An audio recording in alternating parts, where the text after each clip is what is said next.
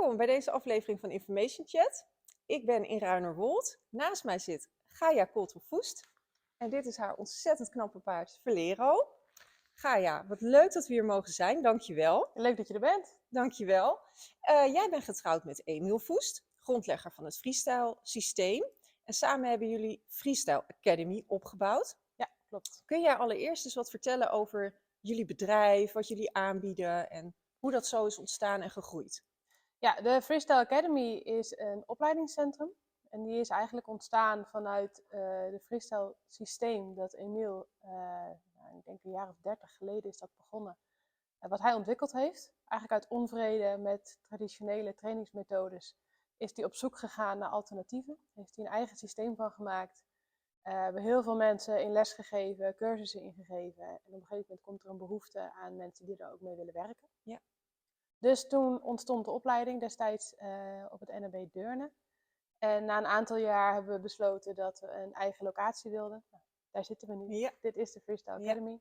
En hier bieden we op dit moment 14 opleidingen, specialisaties en andere cursussen aan voor mensen die geïnteresseerd zijn om het welzijn en training van hun paarden te verbeteren. Ja, en niet alleen meer hier, hè? Het is inmiddels ook al op meerdere locaties in Nederland Ja. te volgen. Klopt, we hebben een aantal partnerlocaties waarmee we samenwerken. Op dit moment in Pijnakker en Kootwijkerbroek.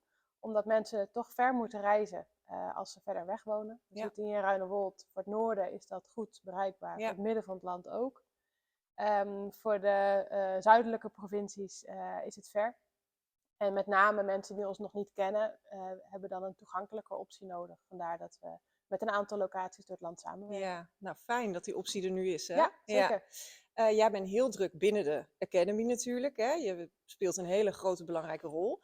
Maar daarnaast weet je ook nog tijd te vinden om wedstrijden zelf te rijden. Jij bent actief wedstrijd-Amazone. Ja, klopt. Al met meerdere paarden in verschillende klasses succesvol dressuur gereden. Ja. En jouw huidige wedstrijdpaard staat naast ons, Ja, Velero. dat is Velero. Velero heb je zelfs onlangs het EK, Europees Kampioenschappen, Iberische paarden meegereden. Daar gaan we het zo meteen over hebben. Maar kun je ons eerst iets vertellen over Velero? Wat is het voor paard? Hoe is die op je pad gekomen? Ja, dat is wel een leuk verhaal. Wat je al zei, ik heb meerdere wedstrijdpaarden gehad. Ik heb met 2 paarden lichte tour gereden. En altijd de droom gehad om ooit een keer Grand Prix te kunnen rijden. Die is er nog steeds, die droom. Mijn laatste goede wedstrijdpaard heb ik 2 jaar geleden verloren. Dat was heel erg, want die had wel de potentie. En die miste ik heel erg. En toen heb ik een tijdje weinig wedstrijden gereden. Mijn andere wedstrijdpaard ging met pensioen. Ja. En ik was een beetje zoekende van wat wil ik nou? Wat ga ik doen met die droom? Want die is er nog, maar geen paard. Nee. Ik heb niet de financiële middelen om groot te investeren in een paard. En kant-en-klare te kopen, om het zo maar even te zeggen. Ja, maar zelfs een jong paard met de potentie ga je echt al over veel geld praten. Ja. En los van het feit dat ik professioneel in de paarden werk, is het wedstrijdrijden echt hobby. Ja. Professionele hobby als je het zo wil bekijken, maar ik verdien er geen geld mee, ik heb geen sponsors, ik heb geen eigenaren waar ik voor rij. Dus ik moet gewoon zelf een paard kopen en hopen dat ik daar dan weer een stap verder mee kom. Ja. Toen heb ik een veulen gekocht. Ik kwam in de situatie dat een vriendin een veulen had gefokt en die zocht een opfokmaatje. Toen dacht ik, nou, dat wil ik heel graag. Dus dan zit je veel op advertentiesites, Marktplaats, Sporthorses. Uiteindelijk een heel leuk veulen gekocht, die staat hier ook. Maar die is nu hopelijk de opvolger van. Ja, dat zou leuk zijn. Die is nu 1,5. Maar ja, als je eenmaal online heel veel gezocht hebt, dan krijg je ook allemaal advertenties langs. Als je dat is heel Facebook gevaarlijk, hè? Ja. En toen kwam hij langs. En toen zei ik tegen Emiel, nou, als ik dan nu een nieuw wedstrijdpaard zou zoeken, zou ik deze op zich wel willen bekijken. Dan is dit wel eens iets wat ik wilde. En toen was het eerste zaadje geplant, zeker. Ja, en het begon ermee dat hij 100% anders is dan al mijn andere paarden. En vooral dan het paard dat we kwijtgeraakt zijn. Dat is een hele grote vos. En dit is een heel klein bruintje. Ja. En het is een PRE, een Pura Razza Española. Ja. En de Iberische paarden hebben me altijd wel aangetrokken, maar ik heb er nooit een gehad. Dus wel mee gewerkt, wel ervaring mee, ook wel een aantal hele leuke gereden. Maar ook voor dit type paard geldt dat ze niet goedkoop zijn als je naar kwaliteit op zoek bent. En de advertentie had een mooie video, leuke foto's, leuk verhaal en een röntgenologische bemerking. Dus dat zijn de kansen waar je dan soms naar kunt gaan kijken. Ja. En daardoor was die al veel goedkoper dan die in eerste instantie was. Hij zat wel aan de rand van mijn budget, wat ik eigenlijk niet had, want ik ging geen paard kopen. Dus dat was al een beetje het draaien. En Emiel zei, nou, we gaan gewoon kijken. Toen bleek dat hij bij Roosendaal stond. Nou, dat is hier 2,5 uur vandaan. Dus gewoon kijken werd al een beetje uitdagend. Ja. En nou, dat hebben we dus gedaan. En toen was het eigenlijk niet direct liefde op het eerste gezicht. Maar ik vond hem wat afgesloten. Hij was super fijn te rijden. Maar hij was niet knuffelig of aanhalig. En ik heb altijd juist wat extravertere paarden gehad. En deze was gewoon... Hij stond daar en hij zocht geen contact. Een beetje in zichzelf gekeerd. Heel erg in zichzelf gekeerd. En je weet nooit hoe ze worden. Ik dacht, nou ja, weet je, ik zoek gewoon een fijn rijpaard. En ik ben benieuwd wat er gebeurt. Hij stond op een goede handelstal. Hij werd hartstikke netjes behandeld. Maar je ziet wel vaker dat op een handelstal paarden een van de vele zijn. Ja.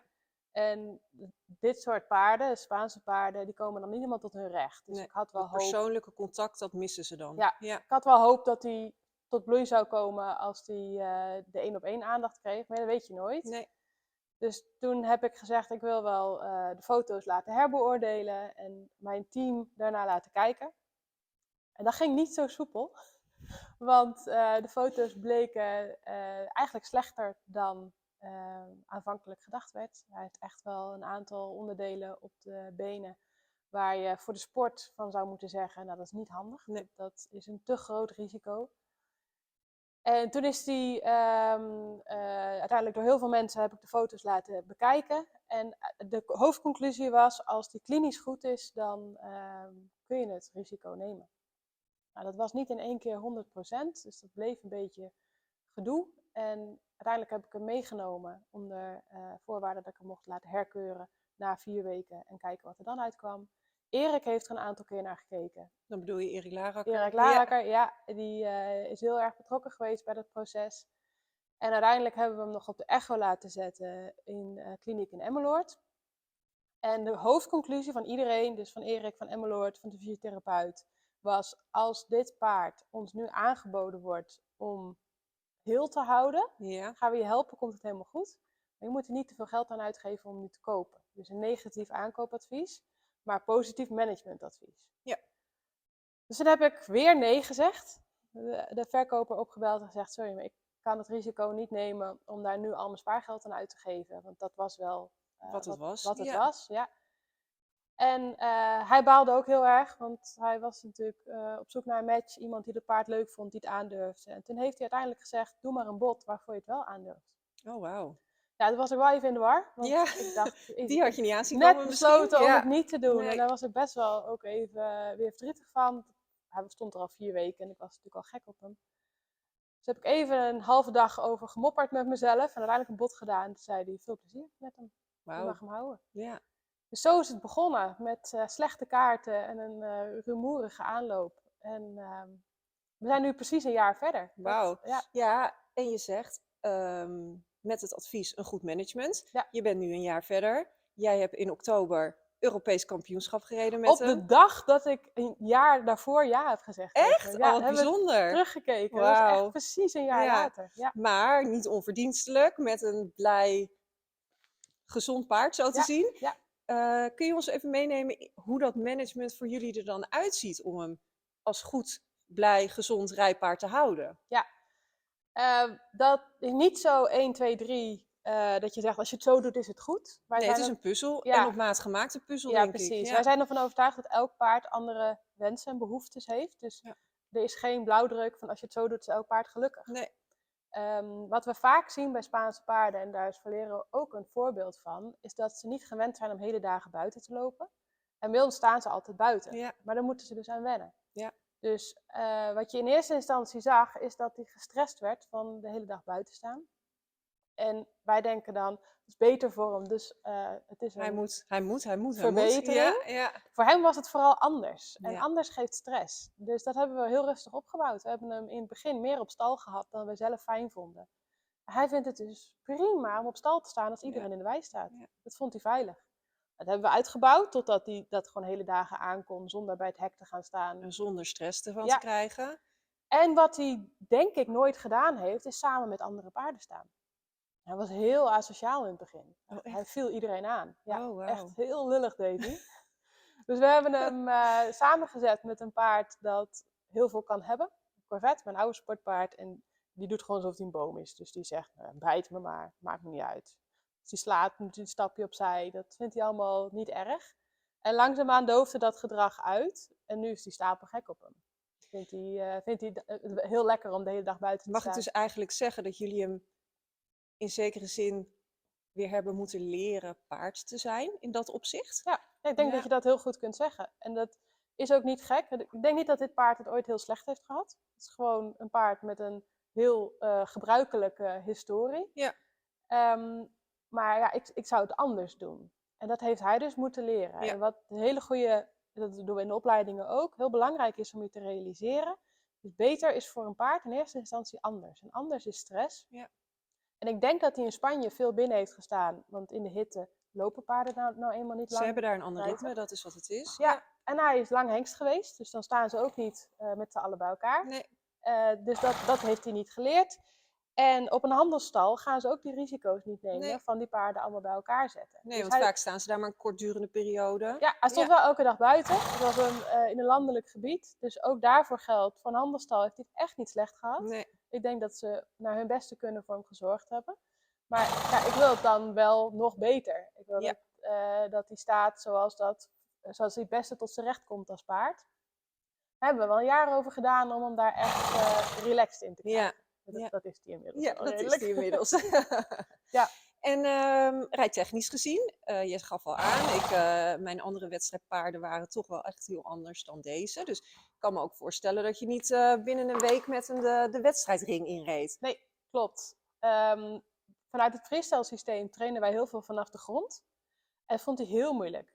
Alles wat vrij was, heeft hij moeilijk gevonden. Dus het buitenlopen met vrienden, maar ook het loswerken. Dus dat hij in een ring van 15 bij 15 loopt en dat je je paard aanstuurt in tempo en richting op lichaamstaal. De eerste keer, hij keek echt alsof hij zei, maar wie gaat me dan vertellen waar ik mijn benen neer moet zetten? Dat vond hij heel moeilijk. Ja. Dus het is een paard dat graag vastgehouden, longeren met een bijzet vindt hij prima. Zonder bijzet vindt hij heel moeilijk. Heeft hij echt moeten leren. Ja. En met rijden, hij is best wel sensitief. Dus hij is gevoelig aan het been. In het begin was hij zelfs wat overgevoelig. En hij wil graag dat je constant tegen hem zegt wat hij moet doen. Dus aan een lange teugel voorwaarts, neerwaarts losrijden vindt hij echt verschrikkelijk. Aan het eind kan hij dat. Dan heeft hij genoeg zelfvertrouwen om op zijn eigen benen te lopen en lekker ontspannen te zijn. Maar als je op die manier begint, dan schrikt hij per rondje 6 keer. Dat vindt hij helemaal niet fijn. Nee. Dus waar je als ruiter dan misschien denkt, oh, lekker los, lekker vrij, dan mag hij mooi ontspannen. Vindt hij stom. Vindt hij echt heel vervelend. Dus als ik ga zitten en ik doe gewoon mijn hand eraan, mijn been eraan en ik zeg, hup, we gaan aan het werk. Zegt hij oké. Briest hij af. Ach, dan is hij ontspannen. Ja. Dus hij heeft echt die steun nodig. Dat is voor jou even zoeken geweest, kan ik me voorstellen. Ja. Maar ik vind wel dat je als ruiter de verantwoordelijkheid hebt om je aan te passen aan wat paard fijn vindt. En dan kun je het uiteindelijk natuurlijk wel een beetje ombouwen. Ja. Op goede dagen kan ik nu wel voorwaarts en neerwaarts beginnen. Maar als die iets gespannender is, doe ik hem er geen plezier mee. Nee. Dus dan moet je even schakelen. Ja, jij legt al heel mooi uit dat het stukje spanning af laten vloeien bij hem net iets andere ingangen misschien betreft dan de gemiddelde paarden. Ja. Kun je ons even meenemen in je aanloop naar het EK? Want een Europees kampioenschap is natuurlijk een groot evenement. Ja. Hoe werk je daar naartoe met zo'n paard? Want jij gaf al aan, we hebben echt dingen moeten leren, echt spanning afvloeien, zelfs met het in de wei staan. Hoe werk jij dan naar zo'n groot evenement toe met hem? Wat intrigeer jij in je management om dat zo optimaal voor elkaar te krijgen eigenlijk? Ja, het was best uitdagend. Ook omdat alles wat we hebben gedaan nog binnen zijn eerste jaar viel. En wij zeggen altijd, het eerste jaar moet je de 4 seizoenen door en dan pas ken je een paard. En is die een beetje geaard op de plek waar die woont.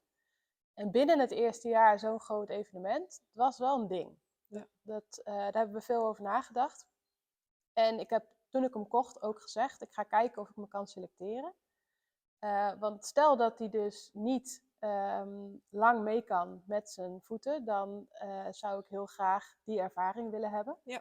En het niveau wat we moesten rijden was niet super hoog. Hij kon de oefeningen al, dus we moesten daar nog een combinatie in worden. Ja. Maar hij hoefde niet zwaarder belast te worden dan dat hij deed. Dus qua fysiek was het heel acceptabel om Ja. dat van hem te vragen. Mentaal was de uitdaging. En we hebben heel erg gezocht naar routines voor het opstappen, voor het losrijden. Wat vindt hij fijn? Hij vindt op een wedstrijdlocatie het heel lekker om eerst even aan de hand te lopen en de baan te verkennen voordat ik erop ga. Dat soort dingen hebben we dus onderzocht. Ik heb een paar wedstrijden gereden. De selecties voor het EK waren daar een rol in. En Om een beetje uit te proberen ja, eigenlijk. Hè? hoe Want, is die daar dan? ja. En het is een bijzonder paard in die zin, het is alles of niets. Dus of hij vindt het heel spannend en ik heb mijn handen vol. Of hij vindt alles goed en loopt overal langs dat iedereen zegt, wow, die is bomproof. Ja. Er zit weinig tussen. Dus dat hebben we ook ontdekt. Dus ik heb gezocht naar hoe kom ik zo snel mogelijk in die bubbel, dat hij alles goed vindt. Ja. En zoals dat de het selectie, oké is. Ja. selectie hebben we gereden en dan vond hij de losrijbaan heel eng. Want daar liep een waterinstallatie langs en die sloeg steeds aan. Dat vond hij echt niet fijn. Dus elke keer gespannen en zijn rug strak en wegschrikken. Maar de hoofdring was heel relaxed voor hem. En ik was de eerste, dus ik mocht gelukkig iets langer in de hoofdring voor ik de proef in ging. En toen had ik hem zo voor elkaar dat in de kuur op muziek woei het heel erg. Dus ze hadden van die vuilniszakken om de geluidsboxen heen. En dat wapperde een beetje. Maar ja, als je eenmaal in je bubbel zit, dan merk je het niet. En ik merkte onderweg wel, tijdens de kuur, dat er iets gebeurde. Ik hoorde wat geluid, maar we waren aan het rijden. Dus ik dacht, nou, gewoon blijven sturen. Ja. Bleek dat die boxen omgevallen waren. Tijdens jouw proef? Ja, hebben we niet gemerkt. Wauw. Ja. Dat is wel echt, denk ik, de optimale concentratie van Ja. zowel ruiter als paard. Ja, en dan is hij dus ook super stoer. En ik zag zijn oor iets naar buiten gaan. En toen zei ik, nee, we moeten links, oké. En dan is hij echt in zijn focus. Maar als hij dat niet is, dan is alles eng.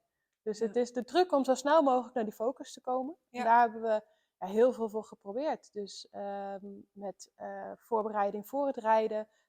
Ik vind het lekker om hem onder het solarium te zetten. Dat hij lekker warm is. Dan voelt hij zich comfortabel. Ja. Je bent niet voor niks een Spanjaard. Nee, precies. Ja. We hebben geëxperimenteerd met de geluidsbehandelingen, zowel voor als na het trainen. En wat is dan het optimale? Dus 's ochtends geluid en dan 's middags trainen. Of geluid direct voor het trainen. Dat soort dingen hebben we allemaal uitgeprobeerd. En welke programma's dan? Waarvan is die relaxed? Wat is goed voor herstel? Wat is op dat moment hetgene waar die het beste op reageert? Ja. En zo hebben we heel veel dingen uitgetest. En wat ik met name ook merkte, is dat mijn mentale voorbereiding een grote rol heeft gespeeld. Als ik zeker was dat het ging lukken, dan kon die aanhaken. Terwijl als ik twijfelde, dan zei hij, ja, zie je wel. Had jou nodig. Ja. Dus ik ben ook de dag voordat ik hem ging brengen naar het EK al naar het terrein toe geweest. Dus ik heb echt terrein verkend.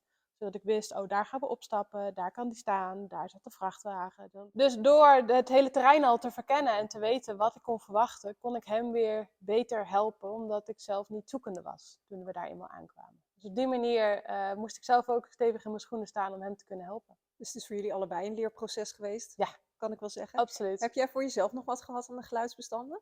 Ja, ik heb heel veel aarding en ontspanning gedraaid. Ik merkte dat met name de week voor het EK was ik toch wel nerveus. En alle spanning die ik had, bracht ik over op hem. Dus ik heb dat gewoon wel echt elke dag gedaan. Ja. En daardoor slaap je beter. Tenminste, ik slaap daardoor beter.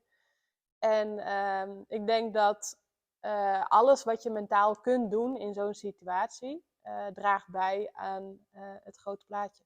Dus ik was heel blij ook dat ik iets kon doen. Dat je niet alleen maar op jezelf aangewezen bent, maar dat je ook echt iets kunt handelen om te zorgen dat het beter wordt. Kan ik me heel goed voorstellen. Ja. En toen het EK zelf. Ja. Ja, nou, ik laat jou het zelf vertellen. Vertel eens, hoe is het gegaan? Nou ja, bijzonder goed. Het was woensdag baan verkennen. Dat is op een groot kampioenschap heb je altijd een keer de officiële baan verkennen. Dat je 40 minuten op reservering in de wedstrijdring mag. Er staan 5 juryhokken omheen. Ja. Aankleding, gedoe, geluid. Dus dat is belangrijk. Ja. En hij is af en toe wat gespannen met opstappen. Dus ik wilde daar zoveel mogelijk rust in creëren. Dus we hadden een plek gevonden waar dat goed kon, in alle rust. Die lijkt op de plek die hij hier thuis fijn vindt. Ja. En ik ben dus eerst aan de hand de wedstrijdring ingegaan. Daar was de ringmeester niet zo heel blij mee, want die vond dat gevaarlijk. Nou, dat valt wel mee. Mits je het goed doet. Ja, je moet je ook voorstellen, er waren daar 120 Iberische paarden uit heel Europa, waarvan bijna de helft hengst. Ja. Dus ik snap wel dat hij dacht, nou, ik moet niet al die hengsten los in de baan hebben. Maar dat was bij ons natuurlijk niet een probleem en hij is heel veel grondwerk gewend. Ja. Dus ik kon eerst aan de hand de baan in en toen was hij eigenlijk vrij snel heel ontspannen. Dus ben ik de baan weer uitgegaan en ben ik opgestapt en gaan rijden. En toen voelde hij vol vertrouwen. Terwijl ik dacht, ja, dat hele in die tent staan, hij staat hier buiten of in een box van 4x4 met zijn vriend. Ja, want hij stond daar echt intern, hè? Jullie hebben daar Ja. een aantal dagen, zijn jullie daar verbleven, Ja. even verblijven voor Ja. hem ook. Ja. Dat is dan een hele grote tent waar 100 paarden staan in 2 rijen met een stalgang ertussen. En we hadden wel zijn beste vriend meegenomen. Ik denk dan heeft hij wat mental support. Maar die tussenwand is dicht, dus die kon hij niet zien. Hij heeft wel de eerste dag wat gesteigerd om eroverheen te kijken. Om het toch te proberen, ja. Ja. Maar in een 3x3 box van plastic zeil, ja, met niks. Dus ik vond dat moeilijker dan hij. Hij paste zich echt heel snel aan. En nou, dat hele daar staan en baanverkennen ging heel goed. En ik moest op donderdagochtend om 9:15 rijden. Nou, dat betekende, het was in Exlo. Wij sliepen thuis. Dus om 5 uur opstaan en naar Exlo en hopen dat alles goed is gegaan voor de nacht. Dat vond ik wel... Spannend, kan ik me voorstellen. Ja, je zeker. laat toch je paarden achter. En we hebben ze aan huis, dus ik vind mijn paarden ergens anders altijd wel een ding. Ja, snap ik. Maar hij had lekker zaagsel in zijn haar, dus hij had heerlijk liggen slapen. En dat ging eigenlijk heel goed. Toen hebben we hem nog een keer ook het geluid gedaan tijdens het vlechten. Dat hij even lekker kon ontspannen, met aarding en ontspanning. En zijn vriend meegenomen naar de warming-up. Dus daar kon ik opstappen terwijl hij erbij was. En daarna waren de andere paarden, dus moest hij het alleen redden. Dat ging ook wel. En toen gingen we de ring in en toen was het eigenlijk gewoon gelijk goed. Jij voelde al, wij zitten in die bubbel, het is oké. Ja. Ja, waar je ook nog wel eens kan hebben dat je alles goed doet en dan ineens toch zeggen, oh god, daar ligt een pompoen. Dat was helemaal niet. Hij kwam die ring binnen en hij voelde alsof hij zei, let's go. Dus dat was heel gaaf. En dan is die ring wel een soort van magisch dat je daar in zo'n grote entourage rijdt. Ja. En ik heb een paar foutjes gemaakt in de eerste proef, maar ik vind het niet zo heel erg, want ik was heel erg aan het genieten. Ik dacht echt steeds, moet je ons nou zien? We rijden hier gewoon en we zijn een hele mooie proef aan het rijden. Samen, we zijn het samen aan het doen. Ja, en omdat het allemaal nog zo pril was en we elkaar gewoon nog relatief kort kennen, had ik niet durven hopen dat het allemaal zou lukken. En dat vertrouwen ook vanuit hem er zou zijn van oké, ik ga dit met jou doen. En je hebt er heel erg van genoten en een paar kleine foutjes, maar toen zijn we 50 geworden in onze klasse. Ja, dan zit je al in de prijsuitreiking, dat was gewoon al super gaaf. Ja. En vrijdag was een rustdag. Dus toen heb ik besloten om ook niet te rijden. Want het is daar allemaal heel groot en dan kan je lekker in die grote buitenbaan rijden. Maar ja, ik weet hoe die is met te veel vrijheid. Dus ik dacht, als die daar nou onzeker van wordt, dan raak ik kwijt wat ik nu heb. Ja. Dus ik heb hem even lekker gelongeerd. Er zijn daar ook longeertonnen met hoge hekken, dus dat is weer wat meer besloten. Dat voelt hij zich comfortabel. En hem gewoon even lekker door zijn lijf zonder ruiter op zijn rug. En lange wandelingen gemaakt, lekker even laten grazen.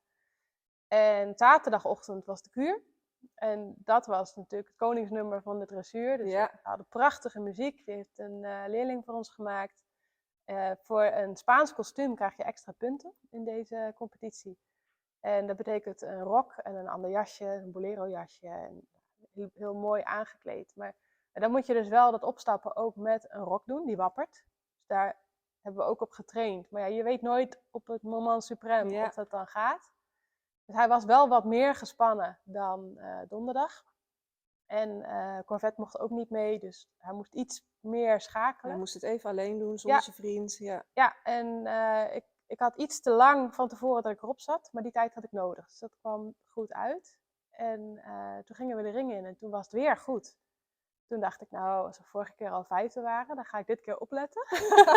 Waar ik naartoe ga moet. Ik geen stuurfouten maken. En eens kijken wat we kunnen doen. En ik merkte wel, ik zat iets minder in de bubbel. Want als je puur op muziek rijdt, dan moet het passen op de muziek. Dus dat leidt wel af. moet ik zeggen. Want normaal Het is denk ook je, niet iets wat je dagelijks doet. nee joh, Nee. helemaal niet. Dit was mijn eerste grote kuur. Dus dat Wauw. was voor mij ook even schakelen. En ik heb hem thuis natuurlijk wel geoefend. Maar ja, Ook dat is weer anders ook dan niet op... oneindig. Nee, Nee. Dus ik was aan het rijden en ik dacht, oh, ik loop iets voor op de muziek. En dan, ja, dat haalt je uit die bubbel. Dus ik moest wel even multitasken. Maar dat is wel goed gelukt. En hij voelde echt heel spectaculair. En 2 momentjes na paste de muziek ook perfect. Ik heb altijd haast. Dan denk ik, oh, ik ben te laat. En daardoor ben ik altijd te vroeg. Dus ja, het was echt heel mooi. De muziek paste heel mooi. Dus we waren allemaal echt super blij. Echt een hele goede kuur. Waar ik super trots op ben dat we hem zo hebben kunnen rijden. dus eigenlijk ongeacht de uitslag, Was ik al helemaal was gelukkig. jij al Ja. gewoon... 100%. Voor, Ja, voor jou was die al een winnaar. absoluut. Ja, dat heb ik ook echt zo ervaren. En toen, ik was 11e geloof ik van de 20, of nee, 8e moest ik rijden. En na mij was de uitslag tot de 11e en toen stond ik op 1. Ik dacht, nou ja, dan zit ik in ieder geval bij de eerste 10, dus dat is al leuk. Ja, En dat bleef zo, dus we hebben de kuur gewonnen. Ja, wauw. ja. Ja, dat is wel echt de Ja. kroon op je werk dan, hè? Ja, en wat het mooiste is dat het zo goed voelde Ja. en winnen. Ja. Je hebt wel eens dat het goed voelt en het wordt niet gewaardeerd. Ja, het Of je blijft een wint jurysport, en je hè? denkt, Ja. nou, zo goed was het niet. Dat heb je ook wel eens. Maar dat goede gevoel en die gouden plak, ja, dat is wel is heel bijzonder. Dat maak je Ja. niet zo vaak Nee, mee. dat snap ik. Nee. Goed gedaan. Ja. Hey, knappie. En overal door zijn punten was hij ook nog zilver van Europa Wauw. en gouden teammedaille. Dus hij is met een flinke prijzenkast naar huis gegaan. Ja, Gouden randje op dit paard. zeker. Ja. Goed zeg, nou ontzettend leuk. Jij gaf al aan, de geluidsbestanden gebruiken jullie onder andere voor hem. Ja. Jullie zijn een groot bedrijf, je hebt meerdere paarden. Kun jij ons iets meer vertellen over de inzet van information medicine binnen jullie paarden? Waar zetten jullie het voor in? Waar gebruiken jullie het zo al voor? Ja, wat ik een hele fijne vind is het regeneratieprogramma. Dus met name als mijn paarden harder gewerkt hebben, zwaardere training hebben gehad, dan doe ik dat graag de ochtend erop. Dan hebben ze een soort rustdag, dus dan krijgen ze wel beweging, maar niet weer een training. En ik merk dat als ik regeneratie gebruik, dat ze sneller herstellen. En hoe merk ik dat? Ja, gewoon minder spierpijn. Mijn paarden hebben eigenlijk weinig spierpijn. En ik denk dat dat het hele management is van buiten staan.